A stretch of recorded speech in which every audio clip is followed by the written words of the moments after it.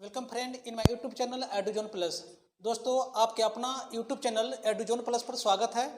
जैसा कि हम लोग ज्योग्राफी के जो लेक्चर पढ़ रहे हैं, यानी कि ज्योग्राफी का जो पार्ट्स है, जिसमें हम लोग इसमें ये जानने की कोशिश कर रहे हैं कि हमारा अर्थ के साथ साथ जो हमारा सोलर सिस्टम है, सोलर सिस्टम के साथ साथ जो हमारा गैलेक्सी है और हमारा यूनिवर्स है, उसका फॉर्मेशन कैसे हुआ है और ये प्रक्रिया यूनिवर्स के फॉर्मेशन में किस प्रकार से मैटर्स एक्सप्लेन कर रहा है, उन चीज़ों की चर्चा हम आज के क्लास में कर रहे हैं।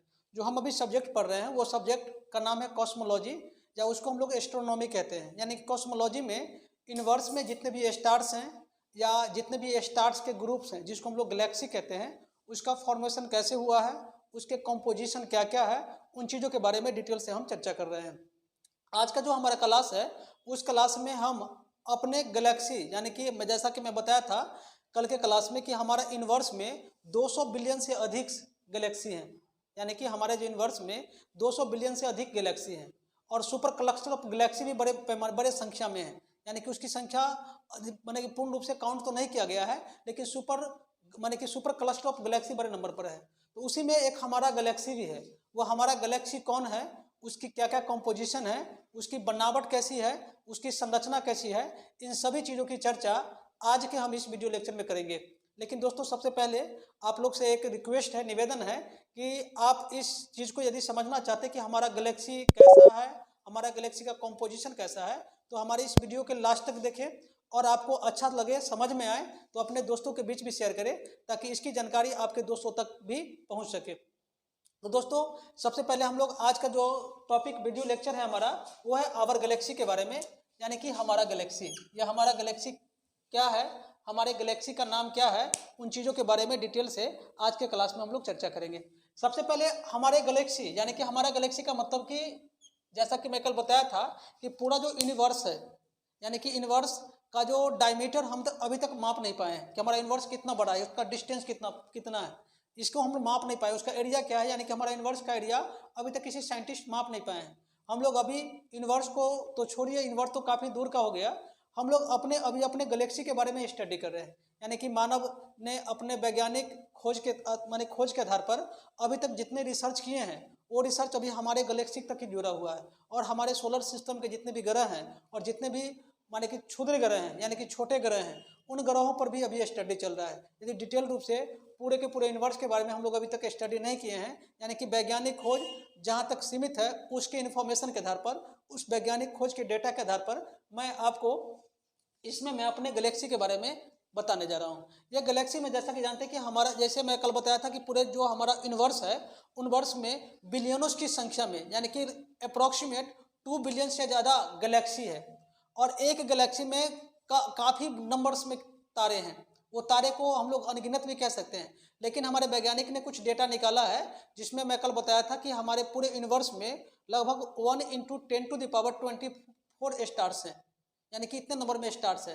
वो हम लोग एग्जैक्ट फिगर में नहीं मान सकते हैं, लेकिन अभी तक जो हमारे वैज्ञानिकों ने जो डेटा लिया है, तकनीक के माध्यम से जो भी यूनिवर्स का डेटा लिया है, जो भी डायग्राम फिगर लिए हैं, उनके आधार पर मैंने कल बताया था कि 1 × 10⁻24 स्टार्स हमारे यूनिवर्स में है।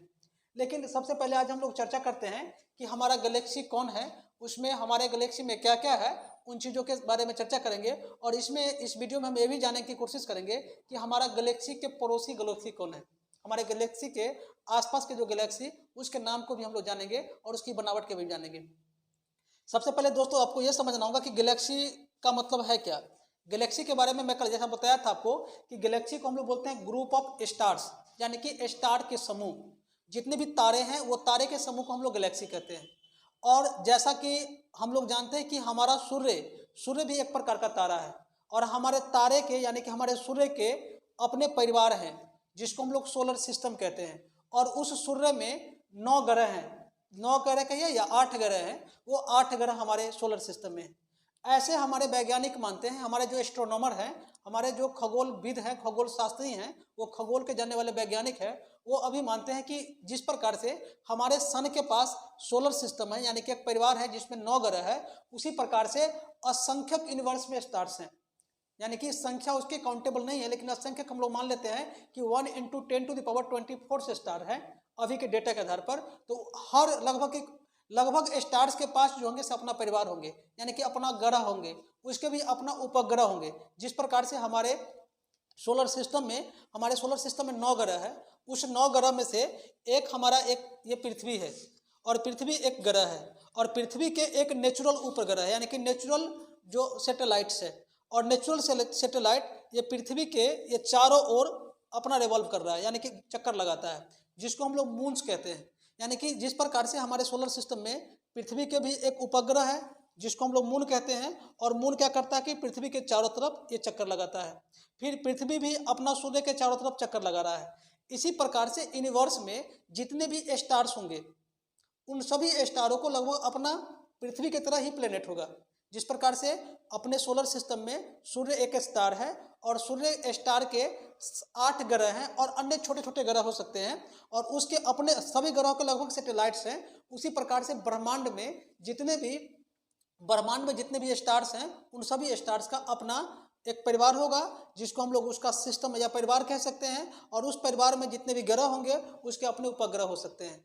तो सबसे पहले बात इसमें हम लोग ये समझने की कोशिश करना है कि ये हमारा जो गैलेक्सी है, इस गैलेक्सी में लगभग 2 बिलियन स्टार है, यानी कि 1-2 स्टार्स नहीं, हमारे गैलेक्सी में 2 बिलियन स्टार्स हैं, और ये स्टार्स हर दिन बन रहे हैं, यानी कि न्यू स्टार्स बन रहे हैं, ओल्ड स्टार खत्म होते जा रहे हैं। ये स्टार का एक जीवन काल होता है, माने कि लाइफ साइकिल होता है। जिस प्रकार से हम मनुष्य का लाइफ साइकिल होता है, सिमिलरली स्टार्स का भी लाइफ साइकिल होता है। यानी कि जिस प्रकार से एक बच्चा जन्म लेता है, बड़ा होता है, फिर बूढ़ा होता है, फिर उसकी देहांत हो जाता है, यानी कि मर जाता है। जिस प्रकार से एक मनुष्य का जीवन काल होता है, जन्म लेना, बड़ा होना, जवान होना, बूढ़ा होना और मर जाना, सिमिलरली एक स्टार का भी ऐसा ही लाइफ साइकिल होता है। जैसा कि मैं बताया था कि जो हमारा ये सोलर सिस्टम है, ये हमारा ये गैलेक्सी है, हमारे गैलेक्सी का नाम मंदाकिनी है। सबसे पहले आपको ये पता होना चाहिए कि हमारे गैलेक्सी को क्या कहते हैं हम लोग, तो अपने गैलेक्सी का नाम जो है उसको मंदाकिनी कहते हैं। और हमारे बगल में जो गैलेक्सी है उसका नाम है एंड्रोमेडा NGC 224M31। ये हमारे पड़ोस का गैलेक्सी है। ऐसे ब्रह्मांड में ये माना गया है, यानी कि यूनिवर्स में ये माना गया है कि हमारे जो 2 गैलेक्सी है, वो 2 गैलेक्सी के बीच की दूरी 2.5 मिलियन लाइट ईयर्स है।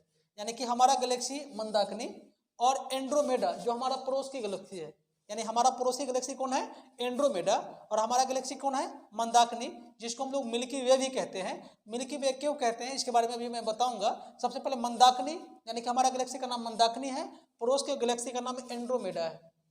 ये 2 गैलेक्सी के बीच की दूरी लगभग 2.5 मिलियन लाइट ईयर्स होता है।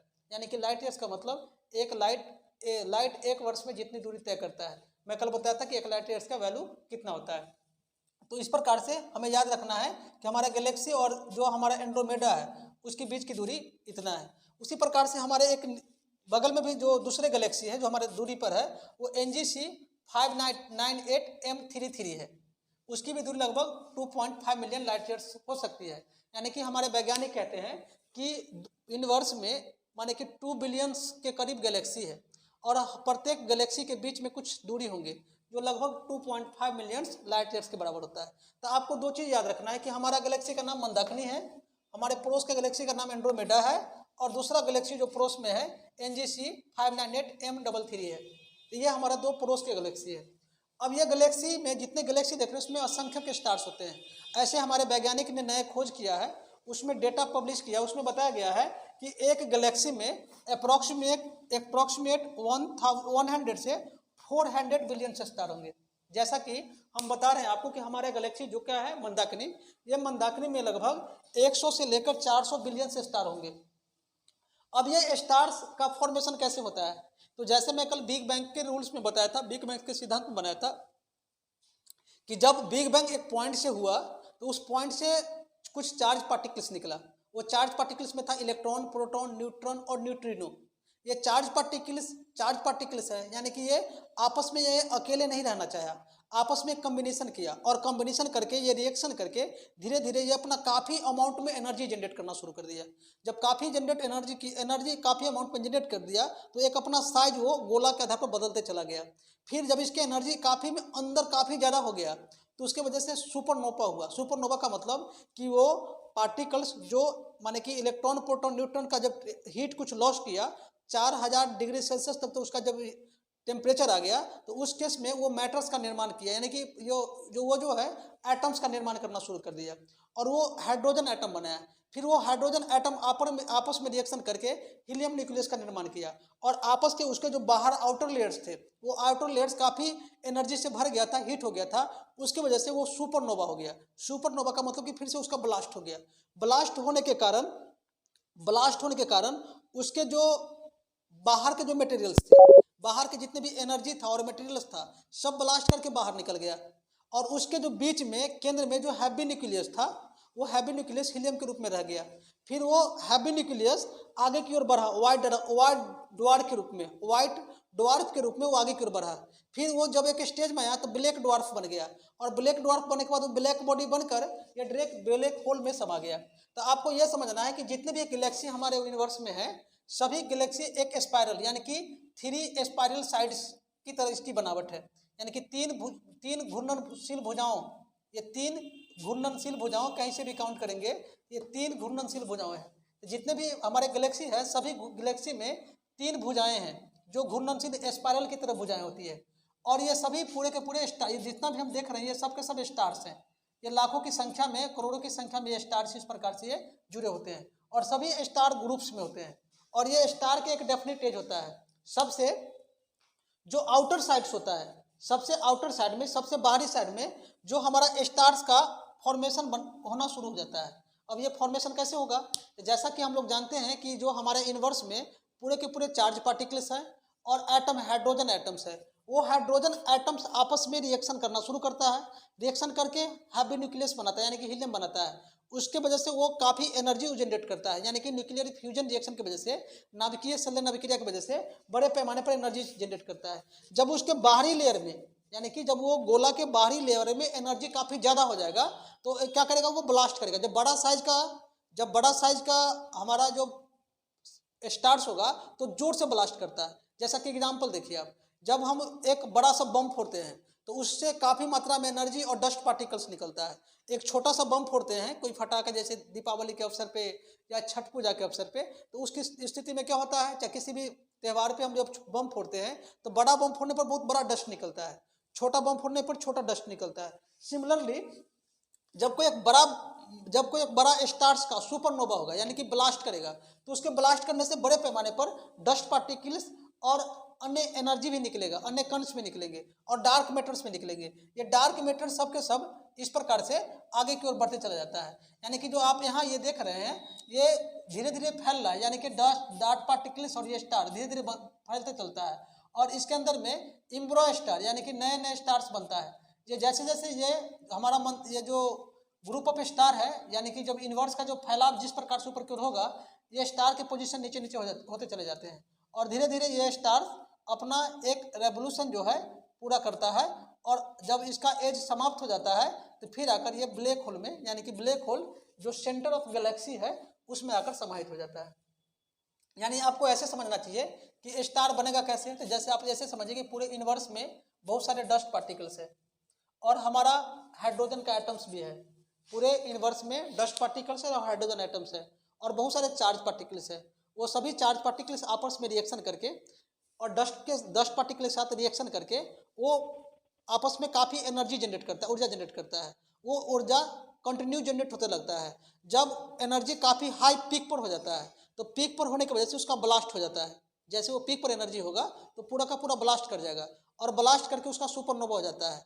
फिर जब ब्लास्ट होता है तो उसमें से डस्ट पार्टिकल्स और अन्य एनर्जी निकल कर पूरे यूनिवर्स में फैल जाता है और उसके अंदर का जो सेंटर का जो रेड जियांट होता है वो आगे की ओर बढ़ता है और आगे की ओर बढ़कर उससे व्हाइट ड्वार्फ माने कि एक छोटा सा, माने कि बहुत चमकीला तारा बन जाता है। जैसे हम कभी आकाश में देखते हैं काफ़ी चमकीला तारा यदि दिखता है, इसका मतलब यह है कि उस जो कोई बड़े स्टार का उसका ब्लास्टिंग हो गया है। जब आकाश में देखते हैं काफ़ी चमकीला तारा हमें दिखता है, काफ़ी व्हाइट तारा दिखता है, इसका मतलब यह होता है कि कोई बड़ा तारा का विस्फोट हो गया है और बड़ा तारा का विस्फोट होकर उसके एनर्जी और डस्ट आपस में बिखर गए हैं।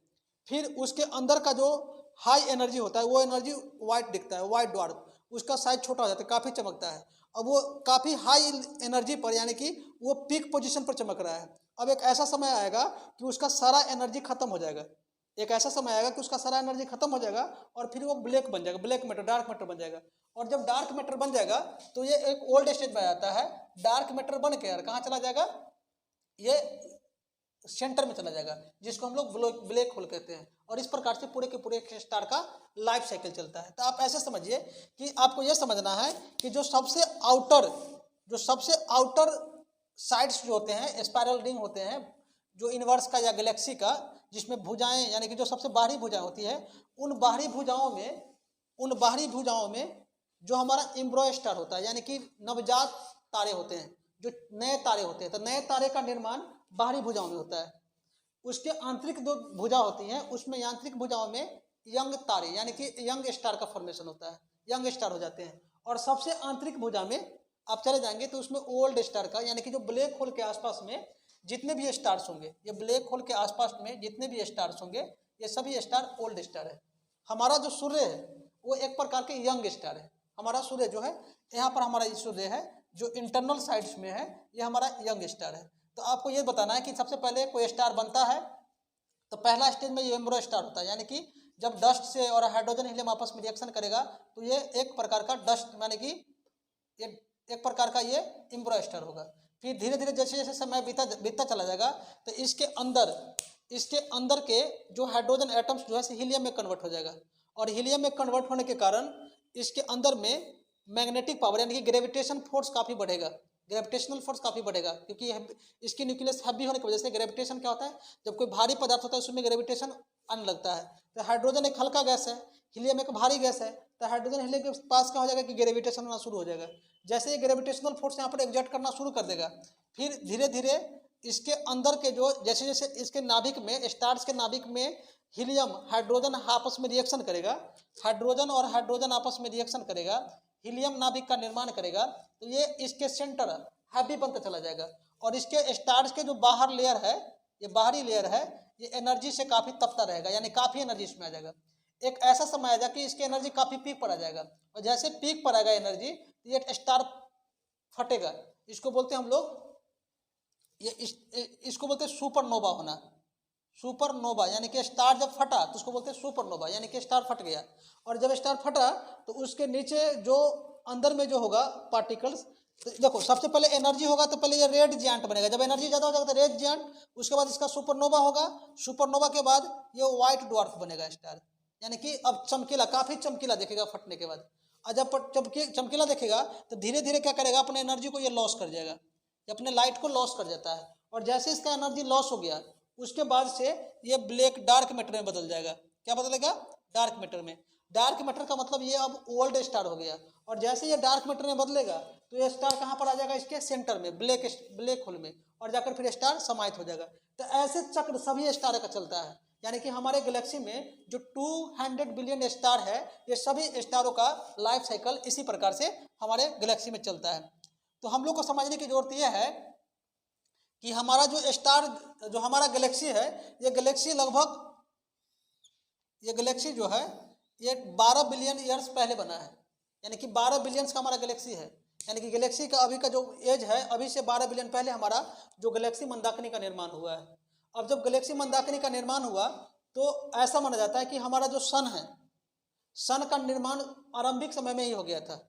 और जब सन का निर्माण हो गया तो सन हमारे क्या है, एक पोजीशन पे है, यानी कि अभी एक यंग पोजीशन पे है। और ऐसा माना जाता है कि जो हमारा सन जो है लगभग 2 मिलियन ईयर में पूरे ब्रह्मांड का, यानी कि जो पूरे गैलेक्सी का एक चक्कर लगा देता है। यानी कि गैलेक्सी का एक चक्कर लगाने में, पूरे गैलेक्सी का एक चक्कर लगाने में, जैसे पहले याद ऐसे समझो कि सबसे पहले कभी ये जो सन रहा होगा कभी बाहर वाली भुजा में रहा होगा, ये बाहर वाली भुजा में से एक चक्कर लगाकर ऐसे फिर ये दूसरी भुजा में घुसा है, अंदर वाली भुजा में घुसा है। यानी कि यदि पूरे गैलेक्सी का एक चक्कर लगाना चाहता है तो गैलेक्सी को हमारे जो एस्ट्रोलॉजर